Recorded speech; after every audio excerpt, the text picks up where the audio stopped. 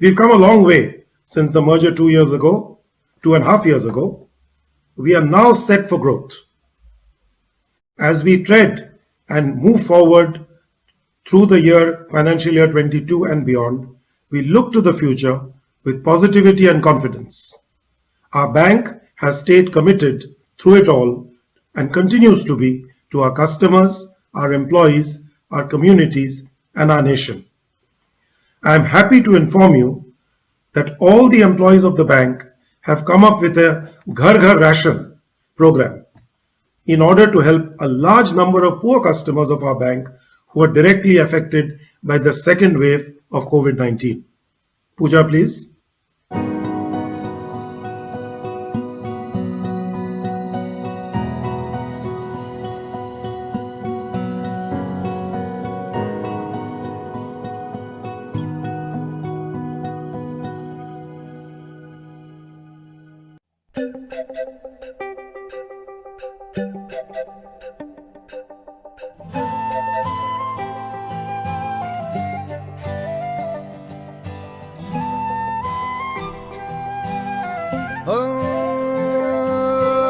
मुस्कुराओ तुम जरा, मैं संभाल लूंगा जरूरतों को तेरी आगे मैं रखूंगा। हर छोटी बात तेरी याद मैं रखूंगा, जरूरतों को तेरी आगे मैं रखूंगा। आगे आगे मैं रखूंगा, आगे मैं रखूंगा, आगे आगे मैं रखूंगा, मैं संभाल लूंगा। आगे आगे मैं रखूंगा, आगे मैं रखूंगा, आगे आगे मैं रखूंगा, मैं संभाल लूंगा। IDFC ಬ್ಯಾಂಕಿಂದ ಈ ಉಚಿತ ಕಿಟ್ಗಳನ್ನು ಕೊಡ್ತಾ ಇರೋದು ತುಂಬ ಸಂತೋಷ ಆಯಿತು. ಎಷ್ಟೋ ಬ್ಯಾಂಕ್ಗಳು ಸಾವಿರಾರು ಕೋಟಿ ಲಾಭವನ್ನು ಮಾಡ್ತಾ ಇದ್ದಾವೆ ವಿನಃ ಬಡವರಿಗೋಸ್ಕರ ಏನೂ ಮಾಡಿಲ್ಲ. ಹಾಗೆ ನಮ್ಮದು ಅಂಗಡಿನಲ್ಲೇ ಪ್ಯಾಕ್ ಮಾಡಿಸಿದ್ದು ಇನ್ನೂ ಸಂತೋಷ ಆಗಿದೆ. એ બદલ મને IDFC બેંકે 1 લાખનો ઓર્ડર આપેલ છે. આ કોરોના કાળમાં મેં એમની સેવા કરી છે અને એમાં બી મને ઘણો ફાયદો થયો છે. ପଦକ୍ଷେପ ଯେଉଁ ଭଲ ପଦକ୍ଷେପ ନେଇଛି, ଘର ଘରକୁ ଯେଉଁ ରାସନ ସାମଗ୍ରୀ ଦେବା ଏବଂ ମୋ ଦୋକାନରେ ଯେଉଁ ରାସନ ସାମଗ୍ରୀ ଦେଇକି ମୋତେ ଆଜି ଗୋଟେ ଭଲ ଉଜ୍ଜଳ ଭବିଷ୍ୟତ ଦେଇଛନ୍ତି, ସେଥିପାଇଁ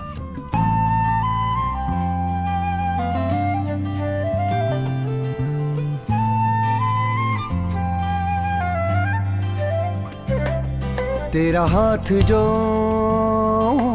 थामूंगा, आगे आगे तुम्हें रखूंगा। रात और दिन साथ चलूंगा, आगे आगे तुम ही रखूंगा।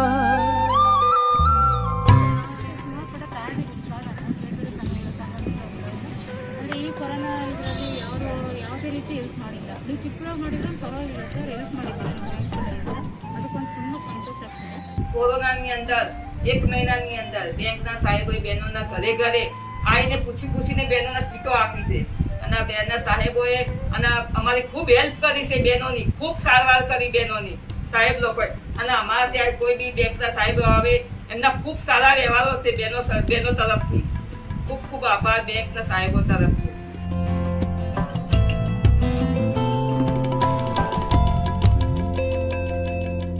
आगे बढ़ने की चाहत को मैं पंख दूंगा, जरूरतों को तेरी आगे मैं रखूंगा।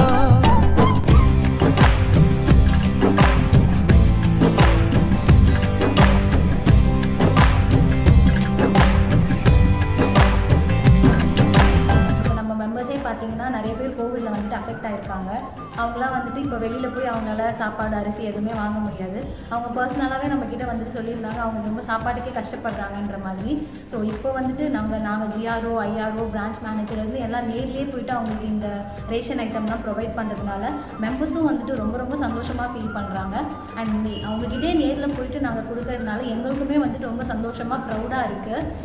कोविड की सेकेंड वेव आई मार्च अप्रैल में, और जब हमारे फील्ड एग्जीक्यूटिव्स कलेक्शंस के लिए गए, बिजनेस के लिए गए, और जब उन्होंने हमें आके फीडबैक दिया कि सर रूरल एरियाज़ में क्योंकि बिजनेसेस बंद थे सारे, तो इसलिए लोगों को राशन से रिलेटेड मुश्किल भी एक्टिविटीज़ में जुटाने में भी मुश्किल हो रही है। और बाद में फिर उसी साथ हम बैंक की तरफ से ये घर घर राशन वाला इनिशिएटिव आया कि हमें हमारे कैचमेंट में जो भी हमारे कस्टमर्स है या नॉन कस्टमर है, जो भी नीडी और गरीब लोग हैं, उनको हमें राशन मुहैया करवाना है। तो ये सुनते ही मैं बहुत एक्साइटेड हुआ, वरना हमने नॉर्मली कॉर्पोरेट्स में देखा है कि लोग सिर्फ एनजीओ के थ्रू एक्टिविटीज़ करवाते हैं, बट ये एक तरह की यूनिक एक्टिविटी थी जिसमें हमने डायरेक्टली जाके भाग लिया। हम लोगों के घर तक गए और हमने उनको राशन दिया। When we distribute the kits to customers, we have seen the happiness in their eyes, and some of the customers were telling the bank is not only doing the business with their customers, but it's also hand-holding their customers at this pandemic time. And it's a great initiative from our bank, and we are proud to work here. ಈ ಕಾರ್ಯಕ್ರಮ ನನಗೆ ತುಂಬ ಸಂತೋಷವನ್ನು ತಂದುಕೊಟ್ಟಿದೆ and ನನಗೆ ತುಂಬ proud feel ಆಗ್ತಾ ಇದೆ. ಇನ್ನೂ ಅನೇಕ ಈ ರೀತಿ ಕಾರ್ಯಕ್ರಮದಲ್ಲಿ ನಾನು ಭಾಗವಹಿಸಬೇಕು ಅಂತ ನನಗೆ ಒಂದು ಇನ್ಸ್ಪಿರೇಷನ್ ಆಗಿದೆ ಈ ಕಾರ್ಯಕ್ರಮ. लोगों के माइंड में एक चीज़ है, अगर बैंक है और हम लोग जा रहे हैं या फिर वो लोग हमारे पास हैं तो उनके माइंड में एक ही चीज़ रहता है कि बैंक से आए हैं तो कुछ लेने ही आए हैं, account RD FD GI LI जो भी। लेकिन हमारा IDFC फर्स्ट बैंक है, वो लोगों की पूरी सोच बदल दिया है। मेरे फैमिली वाले बहुत ज़्यादा मेरे ऊपर प्राउड करते हैं कि हमारी बेटी IDFC बैंक में जॉब करती है। మన రేషన్ కిట్ను మనం డిస్ట్రిబ్యూట్ చేసినప్పుడు వాళ్ళు చాలా హ్యాపీ ఫీల్ అయ్యారు. ఎందుకంటే కస్టమర్కి మన లోన్లు ఇవ్వడమే కాదు, వాళ్ళ కష్టాల్లో ఉన్నప్పుడు ఏంటంటే మనం ఇలాంటివి కూడా చేసినప్పుడు ఏంటంటే చాలా హ్యాపీ ఫీల్, కస్టమర్లు హ్యాపీగా ఫీల్ అవ్వడం కాదు, నేను కూడా చాలా హ్యాపీ ఫీల్ అయ్యాను.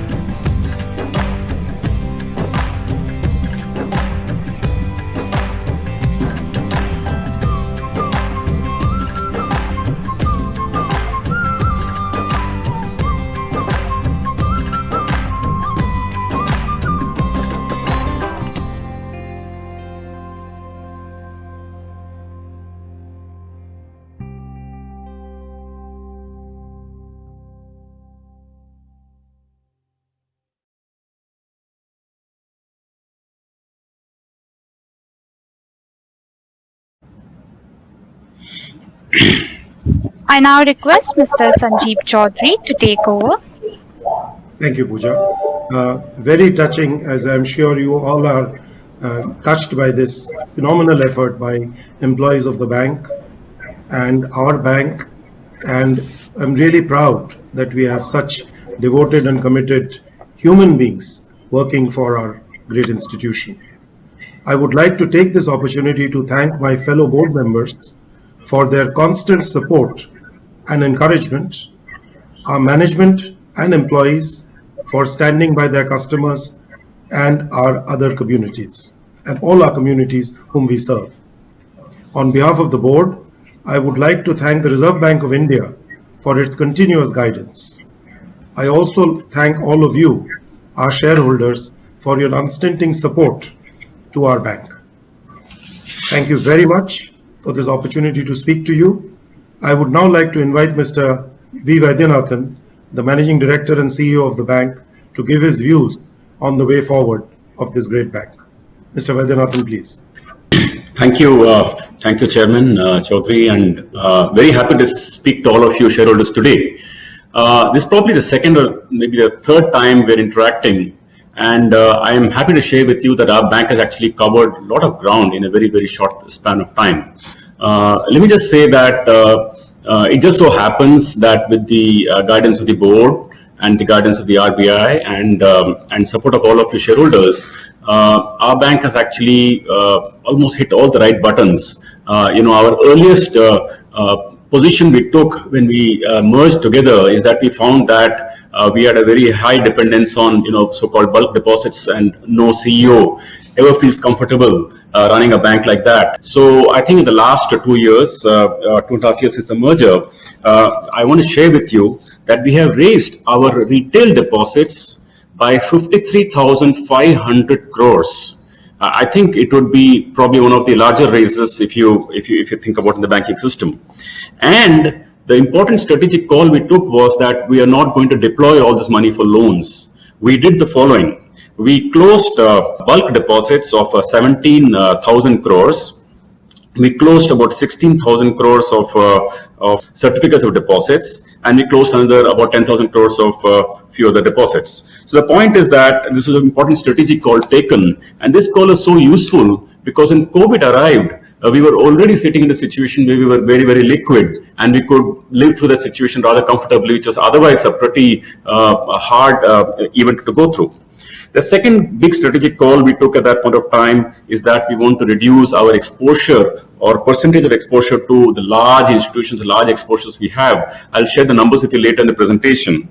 The third thing we took was that we want to play to our strengths. We just don't want to do all the things that all the banks do because our starting point was different. So in proportion to our net worth, in proportion to the risk we want to take, we moderated our wholesale growth and the large ticket exposures we wanted to take. So I think these 2 or 3 very significant calls we took really played us out in very good stead. And as a result of not growing the loan book, though it must have disappointed many of you, and I understand that the bank has not grown the loan book for 2-3 years, I'm just saying that it was deliberate because the benefit of doing that was that we could quickly address our key issue of CASA being very low. I'm actually happy to share with you that CASA now touched 50% plus, and I think now it feels very, very safe and happy, and we believe that now we are in a position to grow again.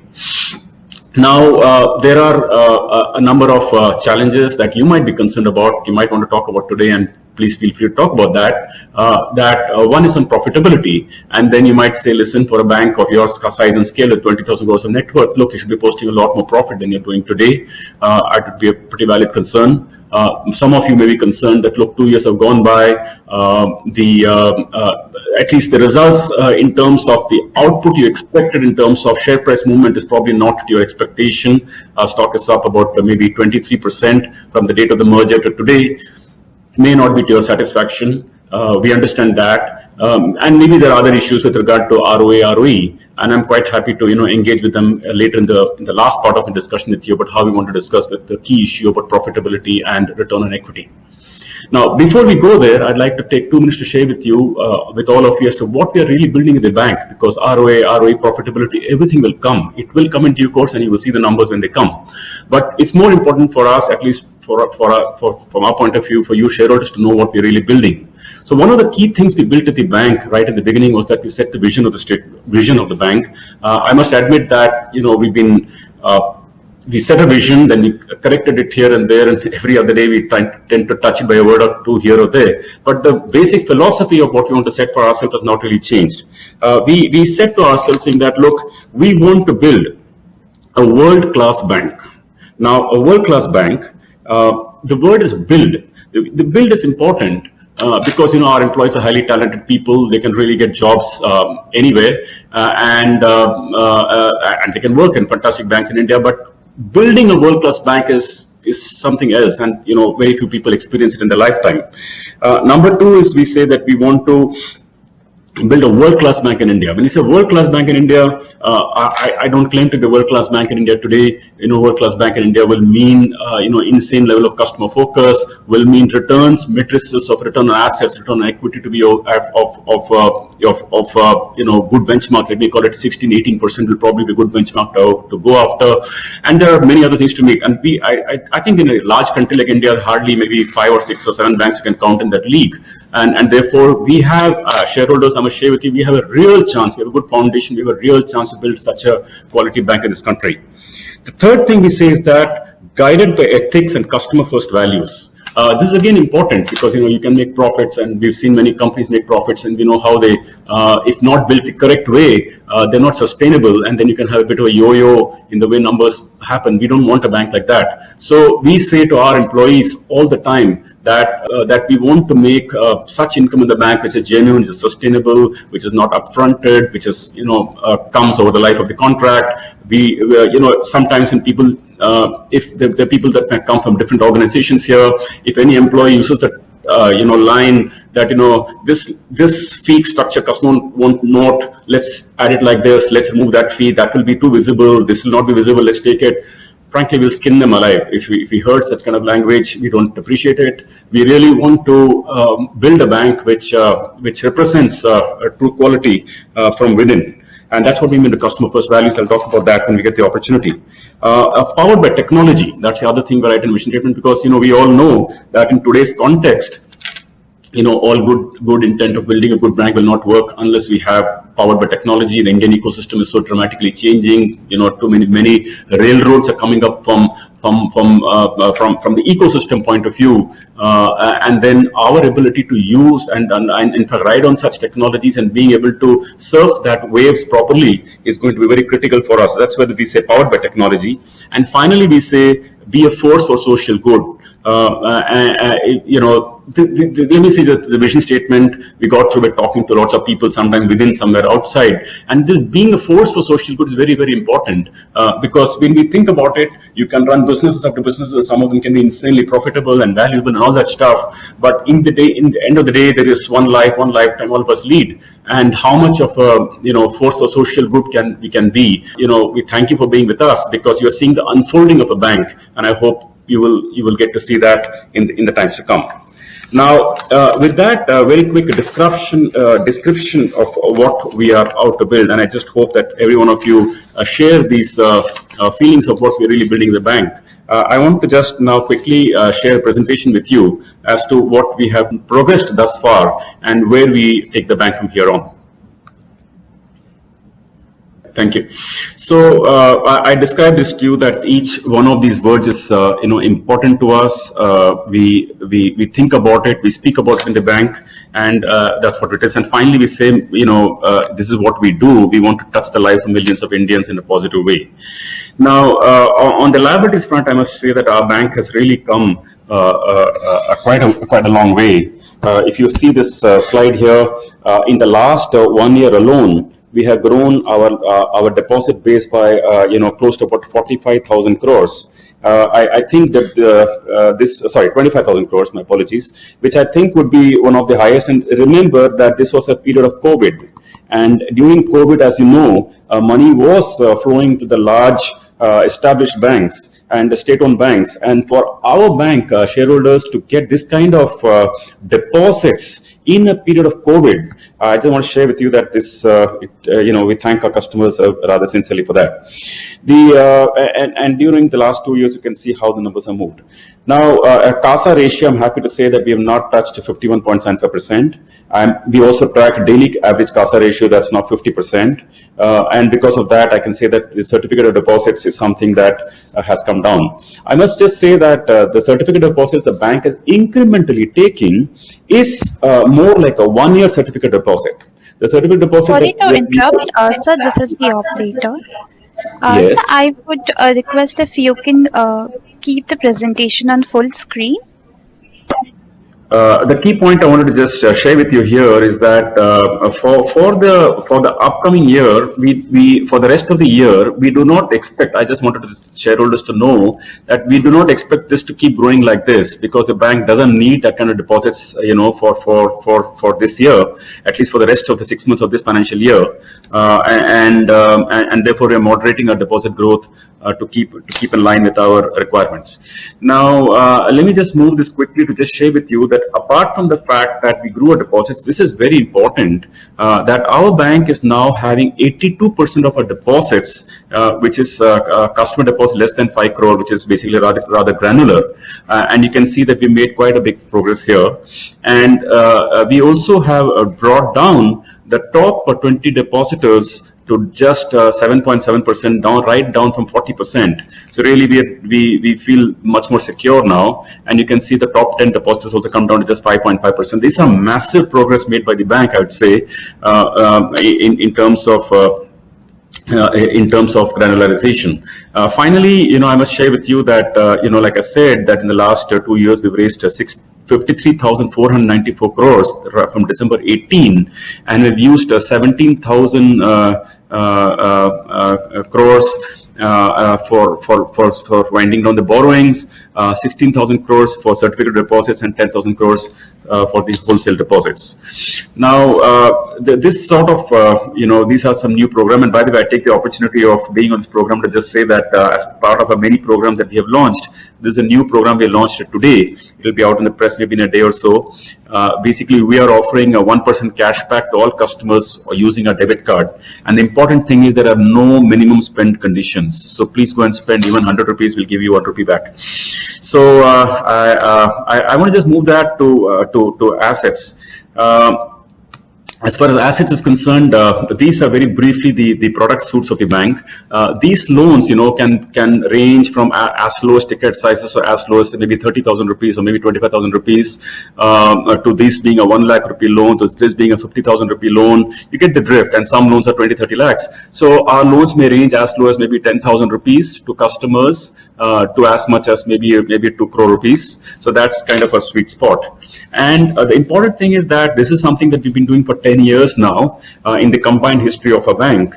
And if you see that, our book on this front has grown from 94 crores to something like about maybe 30,000 crores at the time of merger, which has now grown to 73,000 crores. So I don't need to maybe leave you in any doubt as to where probably the bank will head in due course. Now, the composition of the book has now become 63%. It's probably more than 63, like 67% if we include the PSL. And this is very important because this component of it is very, very granular. And that's that. On the corporate banking side, I'm happy to share with you that the bank has actually, it may appear to you from the prior slides that the bank is focusing only on retail, which, by the way, it's no doubt the mainstay of the bank. But even on the corporate banking side, we have really some fantastic solutions. There's a digital corporate banking platform. We call it BXP. For managing account, making payments, receiving collections, forex conversions, remittances, all that stuff. Then we see the credit exposure. We lent credit exposure on the basis of many criteria. I'm happy to say that we've lent like close to about 120 odd loans in the last 2.5 years since the merger. That totaling at about 7,600 crores of exposure. I'm happy to say that out of the new lending done post-merger, just about one account of about 10 crores is behind schedule. So this is a really squeaky clean book that's coming up, and I don't think you need to worry on this front. And our CMS is really best in class. We're getting, we process more than 60 lakh payments every month. So basically the corporate banking side, we're doing a pretty good job, and I'm happy to share that we are doing that you need not have much concerns from now on.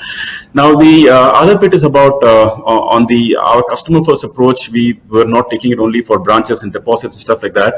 Even our customer first approach focuses even the way the customers took moratorium. So we really made it easy for customers to take moratorium. It was not just we were not trying to put some cute solutions along the way so the less customers take it. We didn't do that. We told customers, we actually put up the database of customers who are eligible for moratorium as per the RBI norm, and customers would come, put their OTP, mobile number, do the OTP, drag and drop the extended moratorium they wanted to take, and take it. Online, pure digital processes. And we could actually tell the customer how much more the customer would pay if they were taking a moratorium. Similarly, we pushed that same logic into restructuring. In restructuring, we told the customer, comes, put your mobile number, send an OTP, and then drag and drop how much of restructuring you want.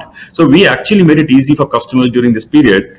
The next thing is about how we launched credit cards during this year. As of now, there was something very interesting in the credit cards. Of course, the design was rather funky, but the thing is that even in the way we set up the lifetime free, no discussion, no debates, just take it and use it for us. No charges to spend. This is important. If you go over the limit, banks or companies normally do charge. We told customers that, look, we will inform you that you're going over the limit. We don't want to bill you like this unnecessarily. And if you choose to go over the limit, then you pay a fee. But that's really you're making a choice. We don't want to inadvertently collect a fee from you. On the APR front, it's been going on like 36-48% for like 30 years. We came out with a much lower APR. Rewards point is very easy. We are one of the very few reward systems in the country as of now, where actually whatever reward points you have, you can buy anything with the reward points, anything. There are no pre-packaged goods that you will have to buy to consume the points. The journey is really simple. You go to the next online site and you purchase your goods and just use the points and purchase. So we have no limits of what you want to buy with, no restrictions. And finally, interest free, all over the world, when customers withdraw cash, they pay a hell of a price for that. We made it interest free. So all I wanted to say is that this philosophy of customer first is something that we take very seriously, and we believe that the earnings from this sort of approach will be very much more sustainable. If any of you therefore not having a bank account with us, please open with us and enjoy our card or service, and I hope we can live up to expectations. Next thing is about asset quality. I just want to share with you that what are we looking out in asset quality? I'd like to put it straight up front as to what are we shooting for. We are targeting the bank to be on a stable basis 2% gross NPA, 1% net NPA, and credit loss of 2%. This is how we are constructing our bank on the basis of the business models we are building. Now we will keep iterating this from time to time to get here. As part of asset quality, again, I must tell you that asset quality, infrastructure financing, which is, our NPA here is close to about 15%.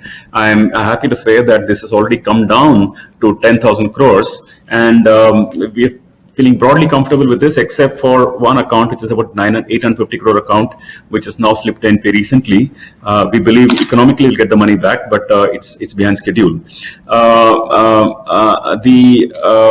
other account thing is that infrastructure portfolio as such also, now we have brought it down from 21% to 9%. The asset, the top 10 borrowers I referred to earlier has now come to only 5.9%. This is very important. Over and above the disclosed NPA, our bank flags the accounts that are not at NPA, but we see them as stressed. And we call them identified stressed accounts. I'm happy to share that number of identified stresses has already come down from 4,000 crores to actually this number is 2264, but if you take the latest June numbers, something as low as like 1,300 crores. And this, of course, excluding the one telecom account, we'll talk about it. Then we have asset, on the retail side, I'm happy to share that customer new to credit customers, even before COVID, COVID happened somewhere here, but even before COVID, we've been bringing down the new to credit customers, which is basically getting safer and safer credit. That doesn't mean we do not like to look. Our original DNA has always always been to be able to finance the people who are underserved and so on, which we'll continue to do. But, more as a bank, we want to just get to a more, let me say, a lesser riskier segments, even if it gives us a little lesser income. And our economics now support it. Economics meaning the cost of funds being low. The other thing about we've done in terms of asset quality is that customers having a bureau score of greater than 700, now that number is touched 83, which means that not only the number of customers who are taking, having a credit bureau record has increased, the percentage of customers within that having 700 has increased as well. Now, as far as asset quality is concerned, on what basis are we guiding for 2% gross, 1% net, and 2% credit loss? On what basis do we make the statements? I'd like to share with you that that our check bounces is a first indicator of how the quality of a portfolio will behave, because that's the number of customers returning the checks unpaid after presentation, after the first installment. So that number, if the index was 1, during COVID, it went up by it went up to 2.5, it went up 153%. Now, it's now come down to 1.8, like as good as almost there. This is very important, very, very important, that pre-COVID, then there's no COVID, in early bucket, we used to collect 98.8%. Post-COVID, in the month of August that we are already been through, this number has crossed 99.5%. So I'm happy to share with you that the post-COVID numbers actually exceeded the pre-COVID, and therefore that gives us the confidence to say those numbers to you. Lastly, I must point out to you that we have a track record.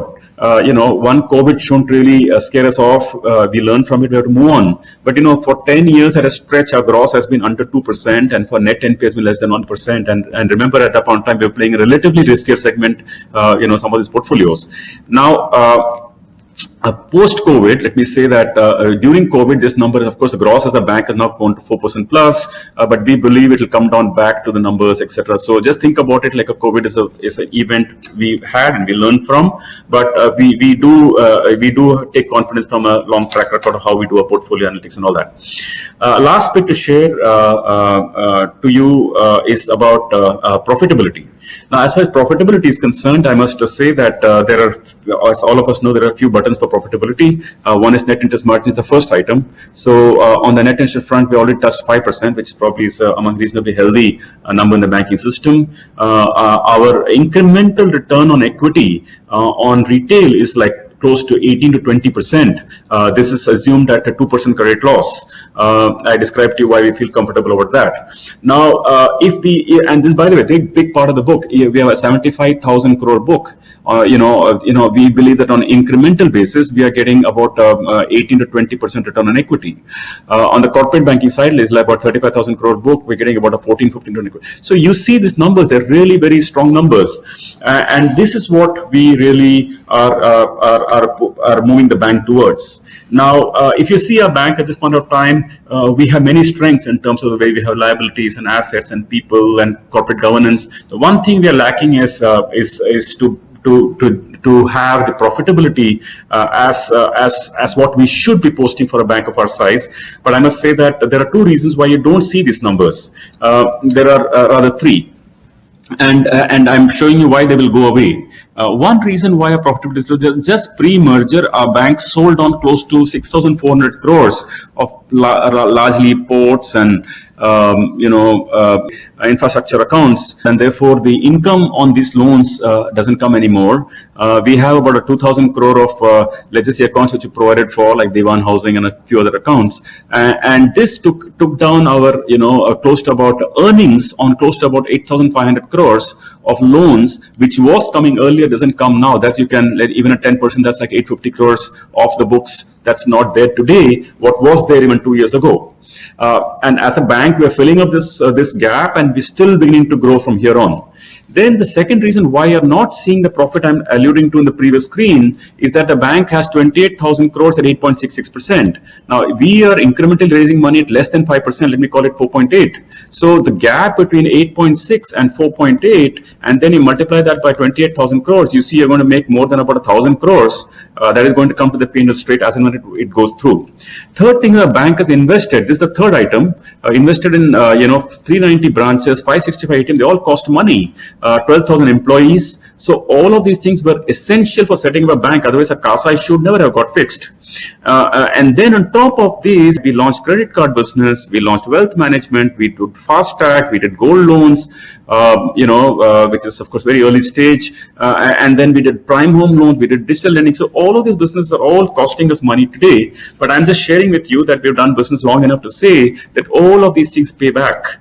And when they start, you think about it like this: that you're making a certain amount of profit on some businesses, but you're losing for some reason. You lose some reason. Once these start squaring up, then you will see this profitability chart playing out. So, just on a final note, I must say that when we think of our bank,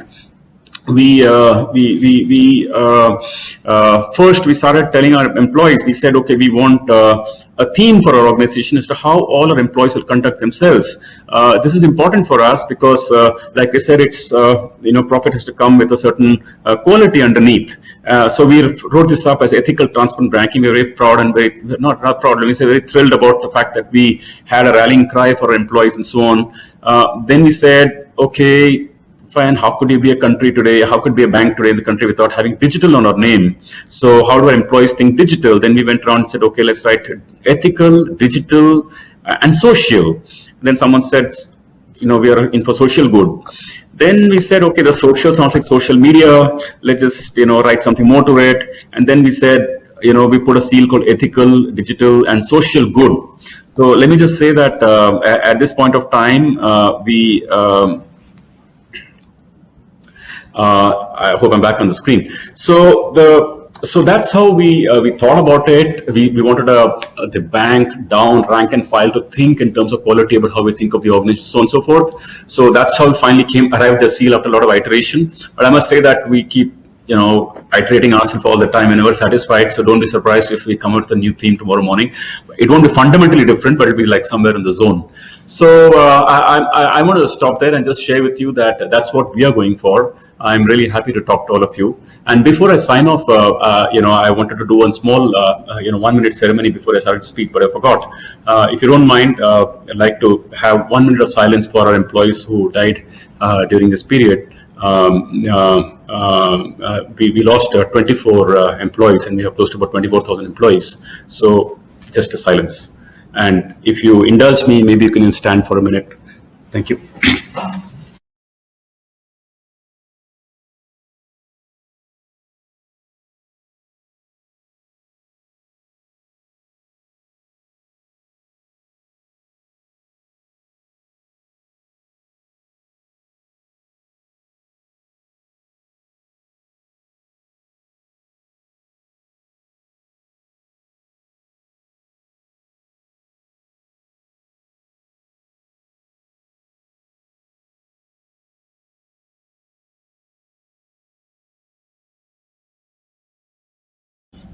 I must thank everybody and for that. Lastly, I just want to say a word for all our employees who are building the bank.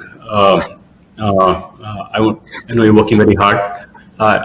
For those of you who are tuning into the program today, I want to say thank you to you for the work done. And for those who contributed in the Gargar ration program and worked at it, thank you. Over to you, shareholders, and over to you, Chairman.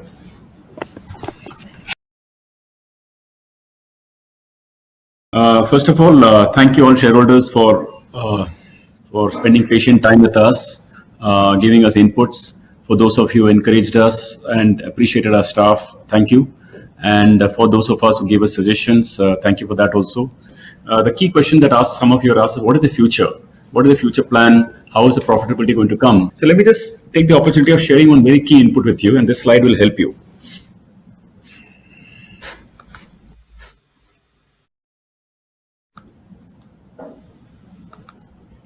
My past experience is that once we start building the company, if you remember, for those many of you as Capital First shareholders who spoke, you talked repeatedly of the fact that, there are some notes that have come from Satish to me here also, saying that, look, when Capital First was there, profit is being made, now how loss is being made, etc. My quick question is that even in Capital First, if you remember, the first 2-3 years were all were probably in a loss situation. It's not working anyway. But once the core business model is established, then you can see how the profit then chart then increases from there. This comes only if the incremental profitability is strong. This is very, very important for you to note. And the other thing I want to show you, some people talk to us about cost to income. In the initial stage of setting up any company, any bank, if you remember Capital First also, between 2010, 11, 12, 13, cost to income was always high. 70%, 80%. But once the scale is established, after that, then you see how cost income comes down 70, 50, 50, 50 and stabilizes around 50, 55. So I feel that our bank is pretty much in the same stage as what Capital First was in maybe 2009, 10, 11. And with scale, this will come down. That will all come only if the incremental profitability model is strong. I described that to you earlier. Then you see once this comes, when cost to income comes down, see how EPS, at least went up in that case, 12, 18, 24, 33, all that good news in terms of earnings per share, profit, return on equity. You can see how a loss of return on equity then moved to 8, 10, 11, 12, 13, 14 and all that. Now, many of you asked you questions about profitability. Let me just sum it up in 1 second. In the case of Capital First, it was 15% return on equity when cost of fund was 9%. Today, cost of fund is less than 5%. You can clearly see how the 15, return on equity 15, if it was at 9% cost of funds, now at 5% cost of funds, you can clearly see when I'm projecting that incremental cost return on equity is 18 to 20%, this one fact is helping you understand that. That is it. That's what I want to share with you. Just share with you that I'm not, I want to be a bit, just to put the important caveat here. I don't want to make you feel that this is necessarily headed that way. Business has its own risks and all the usual caveats I would like to put it. I'm not saying that we're exactly going to replicate Capital First, don't get me wrong. But I'm just directionally telling you that if incrementally we are borrowing money at less than 5, incrementally we're lending at 14 plus, at least the retail side, and incrementally net interest margin is upwards of 8 or 9%, or maybe above 9%, incrementally our cost of credit cost is about 2%, then our incremental profitability is going to be very, very strong. And then in due course, the incremental book becomes the book and the old book just goes out.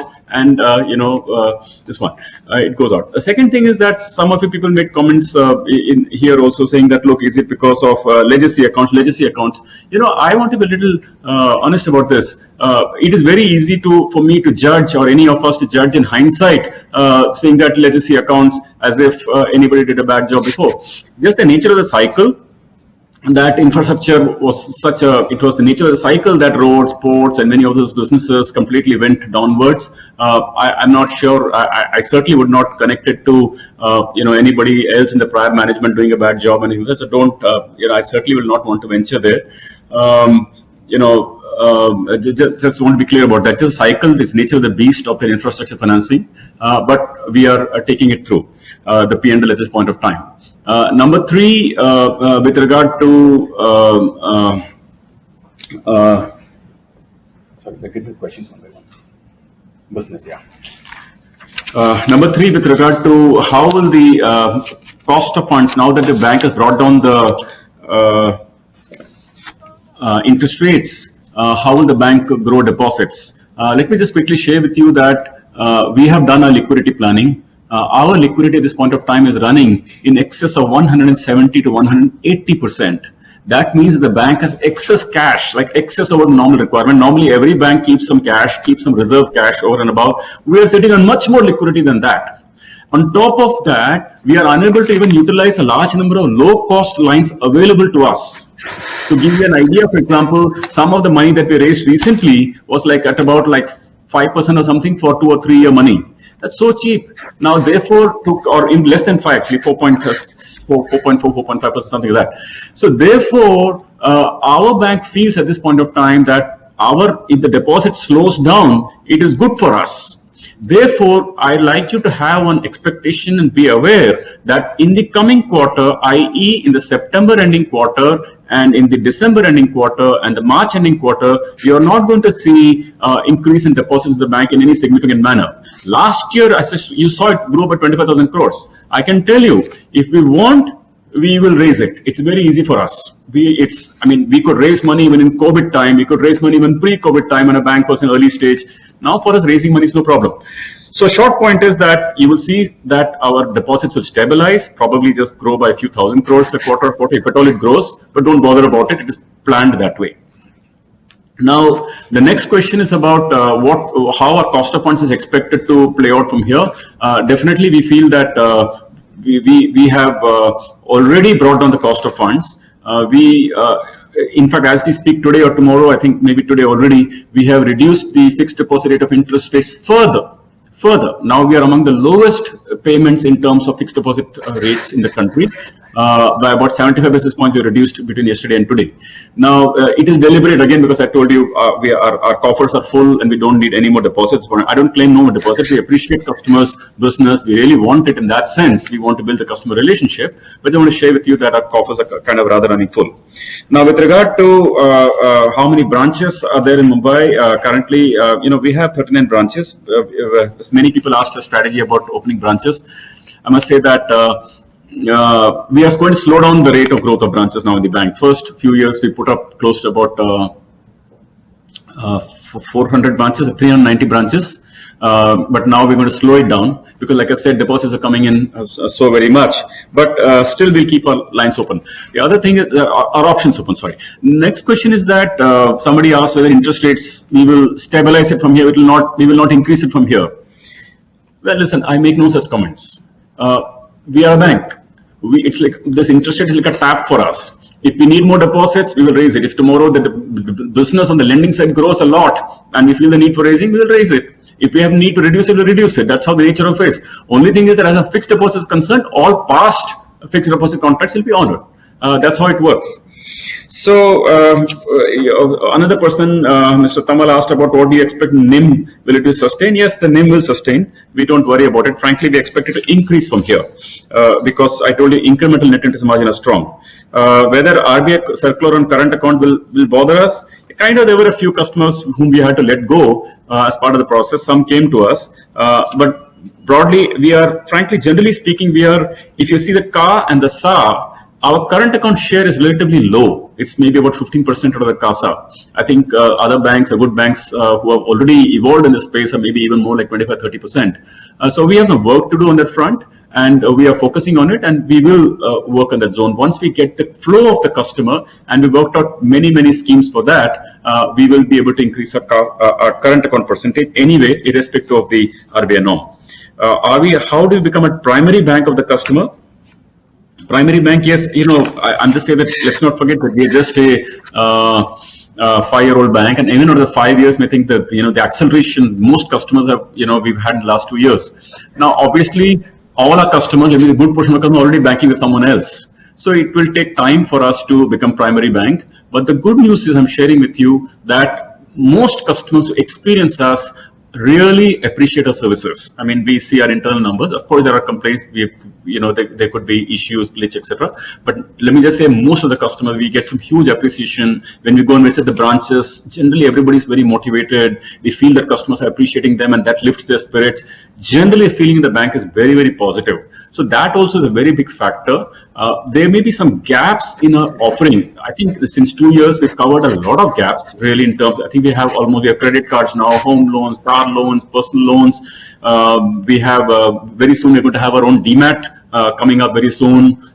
Then we could even have a 3-in-1 tie-up with some broker, though we won't get into broking ourselves. So once a proposition becomes more and more complete, we will hope to become a primary banker. I'm pretty confident, by the way, that we will be one of the significant bankers for customers in the times to come. Retail loan to total portfolio, I told you our numbers about 63, including priority sector is 77. Do you keep track of end use of loans? For the products criteria where the end use is required to be tracked, which is most of the loans, we are well in control. Will ban on MasterCard affect our life? Not at all. Branch question I already answered.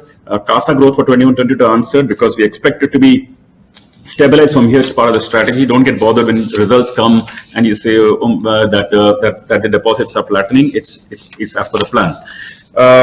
These were broadly the questions on the business side.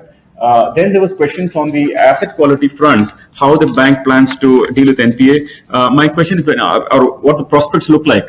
I'm giving you a pretty straight and simple answer. I made a presentation to you earlier. I showed you that our collections in the bank are higher in we call the early bucket, like we call the 0 to 30 and so on and so forth, early buckets, what we internal term called X bucket, which is the early bucket. It's usually a very good sign of how much of the credit loss you will have in the due course, because eventually credit loss is a product of flows.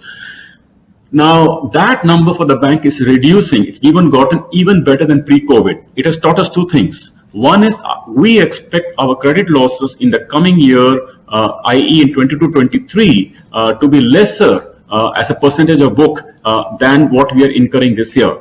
For this year, we have guided for the bank to have a credit loss of close to about 3,000 crores on a loan book of about, say, let me say 125,000 crores or something like that on average, to give you an order of magnitude about 2.5% of the loan book. Now, 2.5% of loan book credit charge in a COVID year is pretty good. Our book is in very good control. Next year, we're guiding it for to be less than 2%. And the year after that, hopefully, will sustain. So I feel we're in very good control of our credit. And the big learning we've had from this is that the segments we deal with, of course, when a COVID comes, business economic cycle comes, they all get affected. But when the cycle, when the economy starts firing again, they all pay back, all meaning in the proportion that they pay. But the recovery starts coming back, is the better way to put it. And therefore, that means that there's a good resilience in the portfolio. This has been my experience. One of the gentlemen earlier asked, saying that, you know, that I mentioned that retail has been a very stable business. Yes, indeed, it is very stable. Do we believe in a business model? I mean, hell of a lot. We think that this is the fantastic business to do because it's diversified.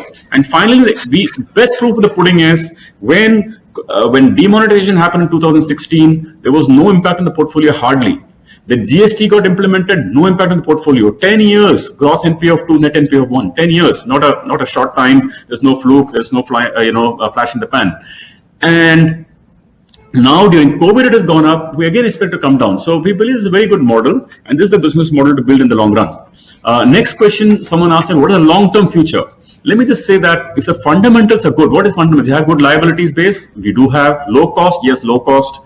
We have a lending model. Yes, we have. We have intellectual property. Yes, we have. We have growth model. Yes, we have. So we have everything going for us. So let me just say that, if you think of a bank like ICICI Bank today, a very good bank with 5.5 lakh crore retail book, maybe other banks are even more than that. State Bank of India, maybe twice, thrice that number. Look at these banks. They all started once upon a time at maybe 200 crores or 500 crores. My point is that today we are 75,000 crores of loan book. India's market, where we target X the large corporate, greater than 50 crore, that is like 70 lakh crore.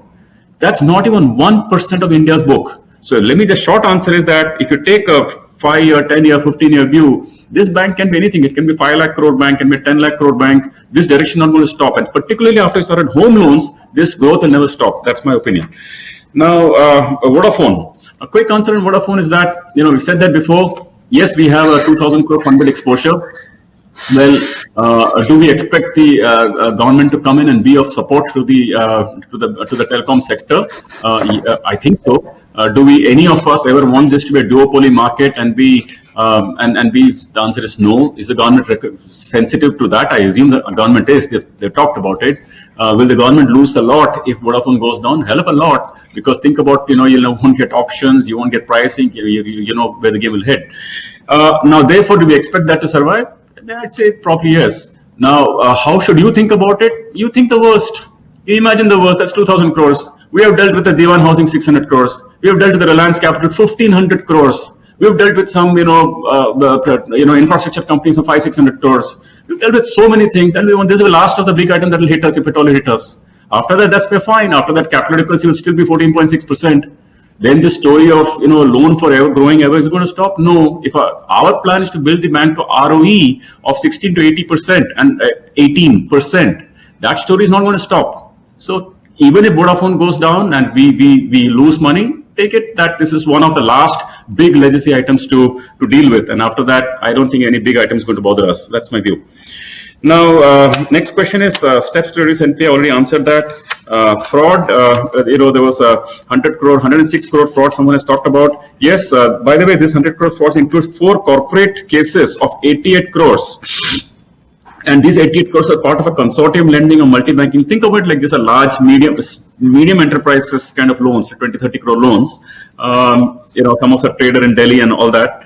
But we've taken it to the P&L. That's the end of the matter. We incrementally we are in a very good shape. And anyway, on the retail side, we don't have this kind of losses of running into 20, 30, 100 crores and all that stuff. They're typically 1 crore, 2 crore kind of accounts.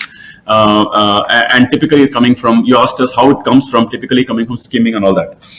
Now, next question, someone has asked about retail banking, that it posted a loss, and corporate banking posted a loss last quarter, treasury made the profit. Well, this early stage bank. In this early stage bank, just to give you a quick sense that the key lines that hit profitability or affect profitability are pre-provisioning operating profit. So since I was a new bank, we have our expenses, we have branch, ATMs, all that kind of stuff. So, and I said because of legacy reasons, our income is relatively low. So our PPOP is relatively low. But I can tell you the way our bank is picking up, you wait and see 22-23, you wait and see 23-24, 24-25. This, like the picture I showed you for Capital First, there is a very real chance that this will pick up in a substantial way.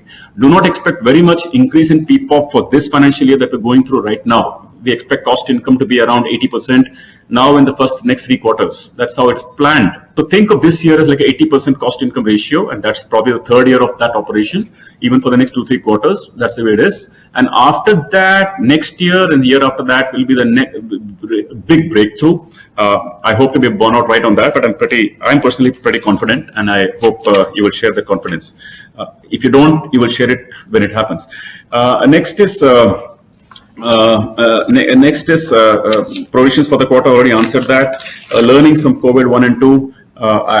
My big learning is that there is a lot of resilience in India. The way RBI came in quickly and reacted, it gave a lot of confidence. The way government acted quickly and put out money in the poor people's pockets and stabilized the lower income segment of the population is a big confidence. I told you about RBI, TLTRO1, TLTRO2, MSF increase and CRR reduction. The bullets kept firing at the problem. It gives me a lot of confidence. And finally, about our own self, I think our portfolio resilience has come through this. And I mentioned that. Now, can the registered office of the bank move to shift to Mumbai? We really haven't thought about it, but we thank you for that suggestion. We'll think about it. Next question was for somebody in the context of governance. I can assure you that we have a really good board. Our board talks governance really all the time. This is one guarantee I can give you: we will not slip on corporate governance. Targets are one thing, maybe 90%, 80%, 120%, but governance we will not go down. And I think we have a really good chairman of the audit committee here, Mr. Ashish Kamath. You got Sanjeev Chaudhary and got everybody else here. Really, we have a stellar board who will not slip on this front. Sexual harassment case, what action has been taken against that one pending case? Action taken is usually not public data, but I can tell you we take it seriously, and there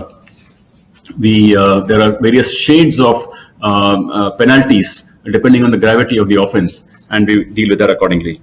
Cost of digital AGM as compared to physical AGM. I'm advised that this cost of this annual report creation as well, including the VC, is 30 lakhs, and it is lower than a physical AGM of all the costs put together. Remuneration of non-executive directors. Yes, the limit is 20 lakhs. The proposal is for 16 lakhs. Key thing is that someone made a comment about the amount. We are really very sensitive that the quality of board members is very critical. It's a lakh or two is not the difference. It is the quality of board members, and the direction, the strategic direction, the quality of governance. That is a tremendous value add. I hope all of you will agree with me on that. The steps on steps taken for corporate governance, already answered that question. future capital requirement, capital dilution, well, we are a bank and we are going to grow. And at this point of time, I don't say forever, at this point of time, our growth is going to be a little higher. I told you, we expect to grow at 25% per year for a long time. At this point of time, capital accretion in the bank in terms of return on equity is not 25% or not even 20%. So therefore, to that extent, our capital position will dip over the next maybe year or so, a year and a half, and we'll come back to the market for capital. But the important thing is that the incremental return on capital for the bank is very strong. I described the numbers to you, 18 to 20% for retail and 15% for wholesale. So the incremental utilization of capital, the return on that is very, very good.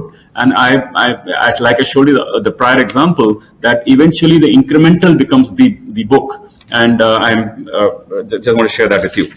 The question on profitability expectation for rest of the year and provision expectation for rest of the year. Okay, my answer is pretty simple on that. We expect the second quarter provisions to be substantially lesser than first quarter. We expect quarter 3 to be again lesser than Q4 or Q2, and we expect Q4 to be provision to be less than Q1. Reason we say that is because we can see the flow of the book, and we are feeling very confident about that. The other thing is that is the provision of COVID provision enough to cover for that? The answer is yes. The open item still is on Vodafone. Just want to share with you, but I think that we've been very open about right from the beginning. That's a 2,000 crore exposure. Our coverage, 2,000 on funded exposure, non-funded at 1244 crore. We have a provision cover of something like 480 crores. So about a 1,500 odd crore of funded is yet to be provided if something were to go wrong with that company. But really, the way I talked about it earlier, we have mentally factored it in. We will fight it out through the law of the land. We're very clear about that. It's not something for us to sit back and watch and write off. But I can tell you that the bank is well prepared for it, and we will deal with it as it comes. We have enough capital and we'll keep growing after their own. And the important thing is incremental profitability is very important. I just request you not to lose sight of that proposition. Next question is about, this is answered already. What is the bank doing on digital payments? Well, a lot. You will see a lot of it coming through in the times to come. We are developing some very good app, and we've got to build on it. I don't claim, I mean, we've developed a good app, and I feel pretty good about it, but is it still the best? Is it still what we want to be? I don't think so. I think next maybe 5 or 6 months we'll be investing a lot more into it, and then bring you a truly advanced app. Our current app has many good features, and hopefully you try it and you'll like it. Video KYC, someone said that you visited the branch, and then after, you did video KYC, still you asked to visit the branch. It's a mistake. Hopefully it shouldn't happen, and we'll review our systems to see why that happened with you. Brand ambassador, Mr. Amitabh Bachchan, I must say that thank you for your comments and your suggestions. I have no doubt in my mind that he's one of the most iconic personalities of our time. He's truly an icon of a generation. I don't think such an icon in the movie industry has emerged, not in my lifetime. Now, next is what percentage of the is vaccinated? 61% have a first jab, 36% have taken both jabs, and our bank is working on our staff. We've actually put together. So basically, I think it's about 90%. Then how to read this? 97%. 97%. 97% is vaccinated, just for information, and bank is running a proper campaign. Yes, you're right. We tell employees that if you're not vaccinated, don't come to work because you're a threat not only to a risk, not only to peer employees. What about customers? People are concerned. So that's our stand. Yeah, I thank you for the suggestion. Now, what is the support we have given to our employees for COVID? We started the meeting. I must say that we put together a good plan for our employees. We assured them because many of them died in action, i.e. like 24 of them I told you. So we have assured employees 4 times CTC. We have assured them salary credit for the nominee for 2 years, so that then we get waiver of employee loan. We extended a medical insurance for 24 months. We gave them scholarship up to 10,000 rupees per month for 2 children until graduation. And by the way, we announced this when COVID was at its peak, and the numbers are still there. So employees really appreciated that. until graduation and paying that for employees. We then implemented the retrospective effect for all employees who had passed away before the date of the announcement. Employment of spouse on merits, because otherwise they would not fit in the system, on merits. And if they don't fit by merits, then we give them a training allowance of 2 lakh rupees. And then we put to a question, yes, I had recused myself from this because I was part of framing that scheme. Now, during pandemic, 60% of staff work from home. Now we have allowed 60 to 70% come to office. Some teams 80 to 90%. We expect this to, normalize in due course. Branches, by the way, is running 100%, 100% occupancy, 100% attendance. CSR, some people made some comments. Thank you for that. By the way, this Ghar Ghar Ration was not a CSR program. It was an employee-funded program. It is not a bank-funded program. And that was basically people paid between 1 day's salary to some people paid 5 days, 10 days. Some people paid 1 month's salary. But all that money, then we said, okay, this is the true moment to be customer first, because what else is customer first? We want to be customer first all the time. We want to be good to customers, bill well, account well, not do wrong things and all that. But the moment was really when this was going on. So we used the money to directly fund it. Nobody gets any ATJ benefits and all that, because it is not a CSR program and it's not a recognized contribution in that sense. How many employees are working through at office? Already answered that question. How is the bank supporting the staff in COVID-19? Already answered that question. Any risk to the 5-year plan? Usual business risk that I may want to caveat, but otherwise we feel that with the foundation well set and incremental margins looking good, the bank will look good in the due course. Except I showed you the model about how things have been built step by step, and we shouldn't hurry up this number. But other than that, our plan for 5 years broadly stands, and we want to get there. Then you have what is the impact of CSR activity should be studied? No, thank you. We'll keep that in mind. Someone asked a question about the reverse merger. The quick answer is that no, we haven't had any formal discussion yet with IDFC Limited. So I would like to leave it at that. The rest question of Vodafone already answered. Growth in the future, retail, is it coming from retail or MSME? Largely, we say retail is going to be the big break. But like I said, in corporate banking also, just to clarify, we like corporate banking. It's not that we, swan it off. We like it. I told you so many features the bank has built in terms of technology, our cash management, our, many other business excellence platform, etc. Now, someone asked a question about what are the future value drivers for the bank. I told you one is straightforward net interest margin. That's easy to understand. We are in the bank using our branches now to attend to both assets and liability customers. So that's a fusion happening there, and customers coming there for servicing can become liability customers and so on. That's a big one. Number 3, our bank in the early stage. So we have not yet fully fired up the machinery about cross-selling, insurance, mutual fund, forex, etc. Yet to the let me say we are like, I rate ourselves maybe 40-50% of our potential. So we are not yet cracked the potential. So that's one big area of distribution of services. That's a big one to fire. We are doing very well on FASTag. What is the number of FASTags we have?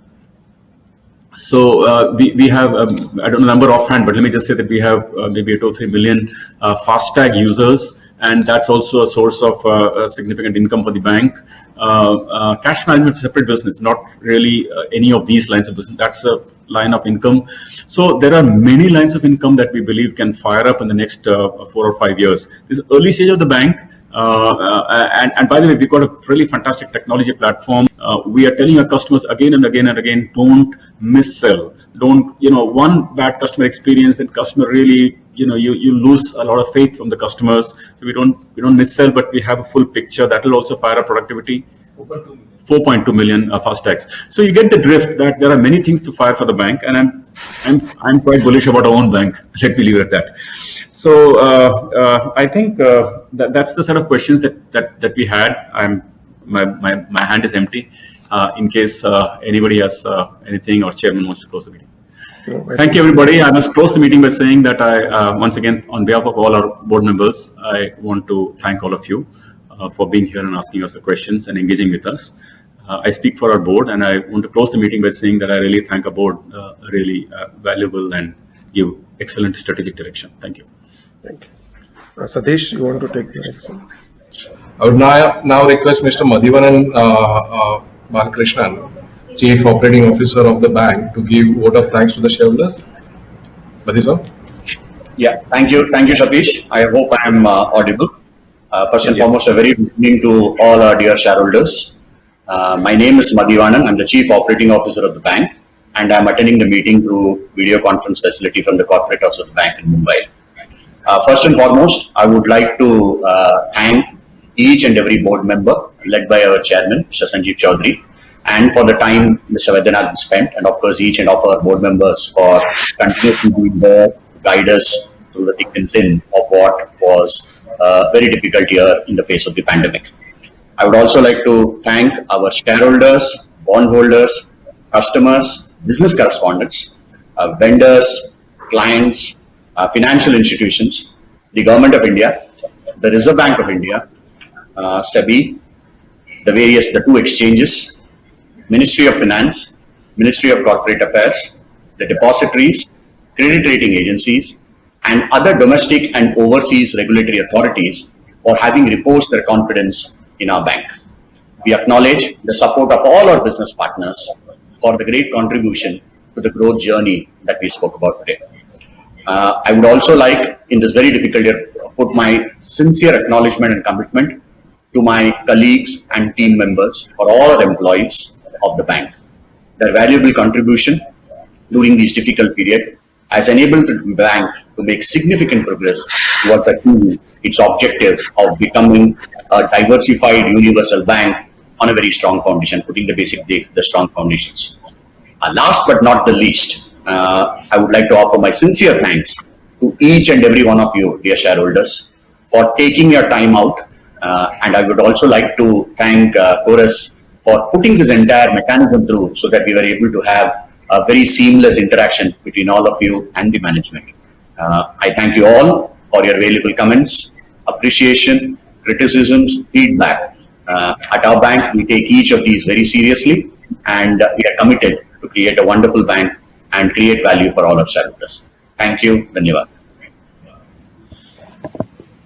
Dear members, as instructed by the scrutinizer, we request all the members participating in this AGM and who have not yet cast their vote to do so in the next 30 minutes. Thank you.